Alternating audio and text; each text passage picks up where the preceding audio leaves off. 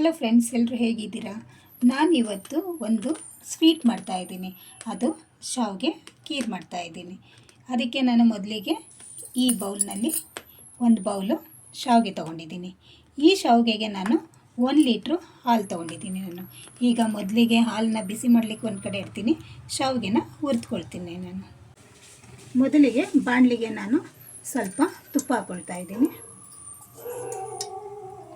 2 spoon ತುಪ್ಪ ಹಾಕ್ಕೊಂಡಿದ್ದೀನಿ. ನಾನು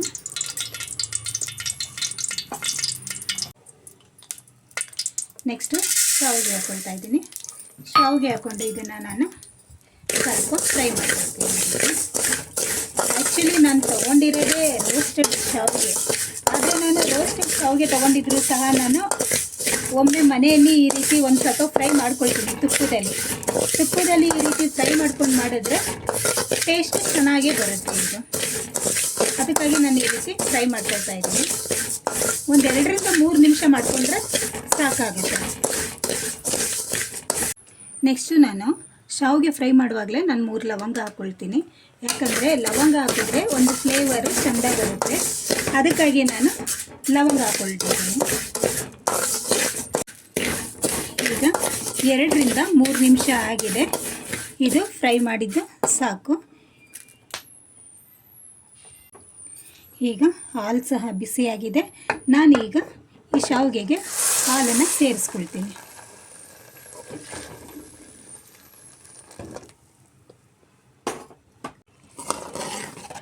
ಹಾಲನ್ನ ಸೇರಿಸಿದ ಮೇಲೆ ಒಮ್ಮೆ ಇದನ್ನು ನಿಧಾನವಾಗಿ ಮಿಕ್ಸ್ ಮಾಡ್ಕೊಳ್ತೀನಿ. ನಾನು ಫ್ರೈ ಮಾಡಿರೋದ್ರಿಂದ ಆಲ್ಮೋಸ್ಟ್ ಸುಮಾರು ಶಾವಿಗೆ ಬೆಂದಿರುತ್ತೆ, ಫ್ರೈಯಲ್ಲೇ ಬೆಂದಿರುತ್ತೆ. ಈಗ ಮಿಲ್ಕ್ ಹಾಕಿ ಒಂದು 5 ನಿಮಿಷ ಸಾಕು. 5 ನಿಮಿಷದಲ್ಲಿ ಶಾವಿಗೆ ಚೆನ್ನಾಗಿ ಬೇಯುತ್ತೆ.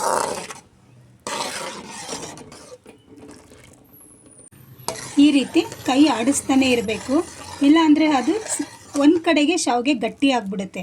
ಅದಕ್ಕೆ ಈ ರೀತಿ ಮಿಕ್ಸ್ ಮಾಡ್ತಾನೆ ಇರಿ. ಈ ಶಾವಿಗೆ ಪಾಯಸ ಅಂದರೆ ನನ್ನ ಮಗನಿಗೆ ತುಂಬಾ ಫೇವ್ರೇಟ್ ಪಾಯಸ. ಅವನಿಗೆ ಕೆಲವೊಮ್ಮೆ ನಾನು ಸ್ವಲ್ಪ ಮಾಡೋದು ಲೇಟ್ ಆದರೆ ಅವ್ನು ಕೇಳ್ತಾನೆ, ಅಮ್ಮ ನೀವು ಪಾಯಸ ಮಾಡಿ ಎಷ್ಟು ಸಮಯ ಆಯ್ತಮ್ಮ ನೀವು ಅಂತ ಹೇಳ್ತಾನೆ. ಇವತ್ತು ಅವನಿಗೋಸ್ಕರನೇ ಮಾಡ್ತಾ ಇದ್ದೀನಿ ನಾನು.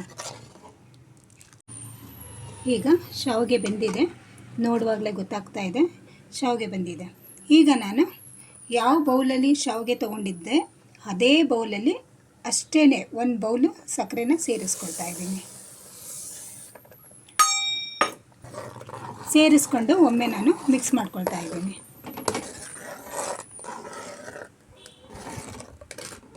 ನಾನು ಗೋಡಂಬಿ ಮತ್ತು ದ್ರಾಕ್ಷಿನ ಫ್ರೈ ಮಾಡ್ಕೊಳ್ತೀನಿ. ನಾನು ಮೊದಲಿಗೆ ಸ್ವಲ್ಪ ಎಣ್ಣೆ ಹಾಕ್ಕೊಳ್ತಾ ಇದ್ದೀನಿ. ನಾನು ತುಪ್ಪ ಹಾಕ್ಕೊಳ್ತಾ ಇಲ್ಲ, ಎಣ್ಣೆ ಹಾಕಿದ್ದೀನಿ. ಫ್ರೈ ಮಾಡಬೇಕಾದ್ರೆ ನಾನು ತುಪ್ಪ ಯೂಸ್ ಮಾಡಿರೋದ್ರಿಂದ ಈಗ ದ್ರಾಕ್ಷಿ ಗೋಡಂಬಿನ ನಾನು ಎಣ್ಣೆನಲ್ಲೇ ಫ್ರೈ ಮಾಡ್ಕೊಳ್ತೀನಿ. ಎಣ್ಣೆ ಬಿಸಿಯಾಗಿದೆ. ಮೊದಲಿಗೆ ನಾನು ಗೋಡಂಬಿ ಹಾಕ್ಕೊಳ್ತಾ ಇದ್ದೀನಿ. ಹಾಕೊಂಡು ಸ್ವಲ್ಪ ಫ್ರೈ ಮಾಡ್ಕೊಳ್ತಾ ಇದ್ದೀನಿ.